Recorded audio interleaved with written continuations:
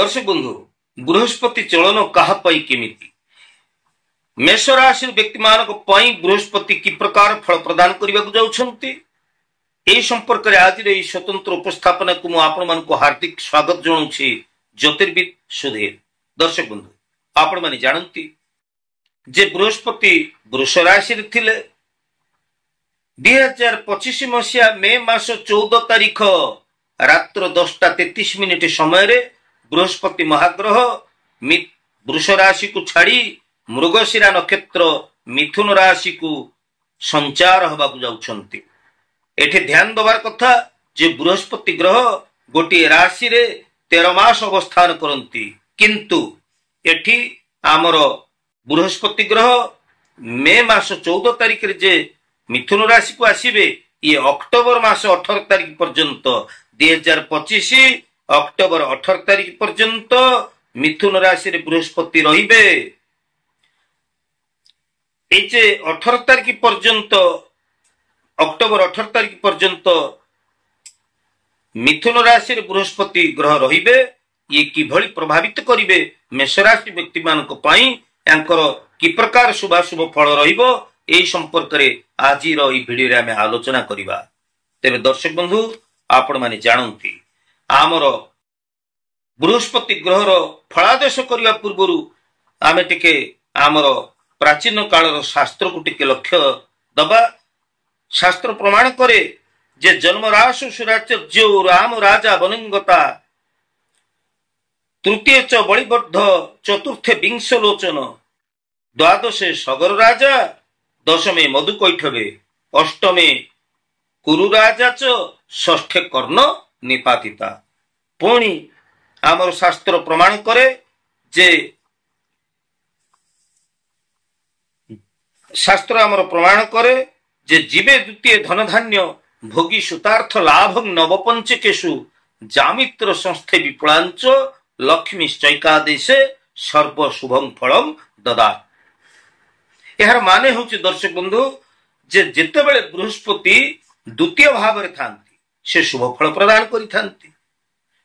बृहस्पति नवम भाव रे पंचम भाव रे एकादश भाव रे थिले निश्चित भाव रे आम पई शुभ फल प्रदान करंती, किंतु बृहस्पति जदि जन्म राशि के आसी जानती, बृहस्पति जदि तृतीय भाव रे थांती चतुर्थ भाव रे थांती दशम रे षष्ठ रे अष्टम भाव रे थांती ताले ये अशुभ फल प्रदान करंती। तेणु एही परिप्रेक्षी रे आमे जतबेले मेष राशि कथा विचार करूछे 2025 मसिया मे मास 14 तारिख ठारू 2025 अक्टोबर 18 तारिख पर्यंत ए जे 5 मास समय रहुची मझिरे ए भितरे बृहस्पति ग्रह किभଳି प्रभावित करिवे मेष राशि व्यक्ति मानक पई आसंतु आमे जानिबा। आमे आंगुली गणिकरी हिसाब करिबा। देखंतु आपनको रहुची मेष राशि बृहस्पति मिथुन राशि को आसुचंती, तेणु आपनको राशि ठारू निजर जन्म राशि ठारू बृहस्पति जो राशि की चलुचंती से जाय आपण गणना करिवे। गणना करंतु आपणकर होउची मेष राशि, मेष परे वृष तापरे मिथुन तीन ता माने तृतीय भाव को आपणकर बृहस्पति गोचर को आसीबे एवं तृतीय भाव रे बृहस्पति आपणको से तांकर शुभाशुभ फल प्रदान करिवे। आमे जानिचे दर्शक बंधु जे तृतीय भाव रे बृहस्पति एतेटा शुभ फल प्रदान करंती नाही। सेथिपाई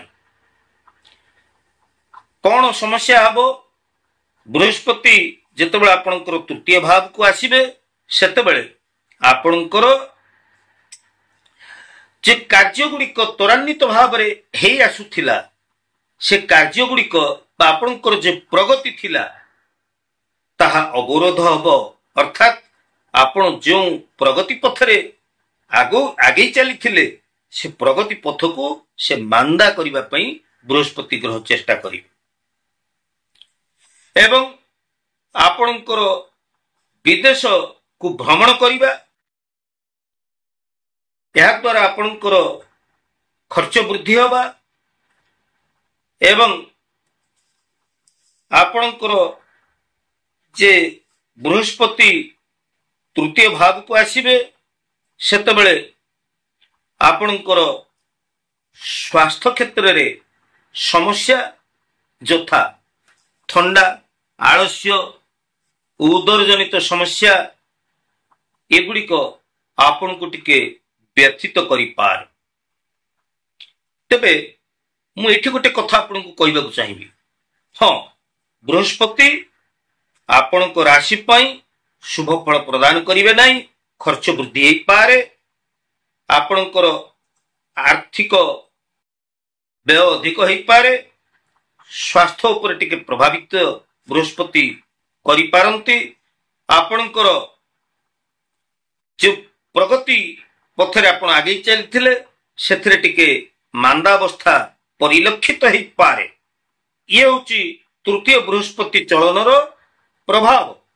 हेले गोटे कथा आपण को मु एठी कहि रखिबा को चाहे, दान धर्म महाभारतर दान धर्म पर्व रे कहा जाईची जे केवल ग्रह नक्षत्र न करोति शुभाशुभम सर्वमात्मा कृत कर्मं ग्रहवाद लोकाई। केवल जे ग्रह नक्षत्र आमर शुभाशुभ फल आमको प्रदान करती ता नुहे, बरं आमर कर्म को नेइकरी आमर ग्रह आमको यथार्थ फल भुंजाई देई थांती, अर्थात आमको फल प्रदान करि थांती। तेणु एई परिप्रेक्षी रे आमे बुझिबा दरकार, आमे जदि निष्ठा प्रभाव कर्म करिबा, सत मार्ग रे सदाचार रे रहिबा, ताहले ए बृहस्पति ग्रह आमर अशुभ स्थिति के आसिले मध्य से आमर कौनसी समस्या सृष्टि करिवे नाही। तेणु बृहस्पति चलन पाई भयभीत हबार कौनसी आवश्यकता नाही। हाँ, सतर्कता रो आवश्यकता रही एवं ये तो गला बृहस्पति चलन रो अशुभ फल प्रत्येक मुद्रार दुईटी पार्श्व थाए दर्शक बंधु। मु एठी तृतीय बृहस्पति रो फल संपर्क रे आपन को कहिबे, जहा कहली नकारात्मक कथा कहली, एबे टिके सकारात्मक दिग को आसीबा। तृतीय बृहस्पति ए जे 5 मास समय भितरे आपन किछि नूतन पदक्षेप बा कोनसी नूतन जे महत आकांक्षा आपन को रहिछि, किछि नूतन योजना हाथ को नेबे एवं ए जे नूतन योजना आपण हाथ को नेबे, यह द्वारा आपणकर आगामी दिन रे यार भविष्य उज्जवल रहिबो एवं आपण जो निष्पत्ति नेबे, जो पदक्षेप नेबे, से पदक्षेप आगामी दिन को आपण को अनेक लाभ मध्य प्रदान करिबो। प्रतिकार मध्य टिका आवश्यकता रही। आपण प्रत्येक गुरुवार रे स्नान जल रे टिके हळदी मिसई स्नान करंतु एवं बृहस्पति बार रे आपण विष्णु भगवान विष्णु को हळदिया फूल अर्पण करंतु, भगवान विष्णु को आपण दर्शन करंतु। तेबे आजिर ए वीडियोटी आपण केमति लागिला निश्चित भाव आपणकर सूचित मतामत अपेक्षा रे मु ज्योतिर्विद सूर्य। जय जगन्नाथ।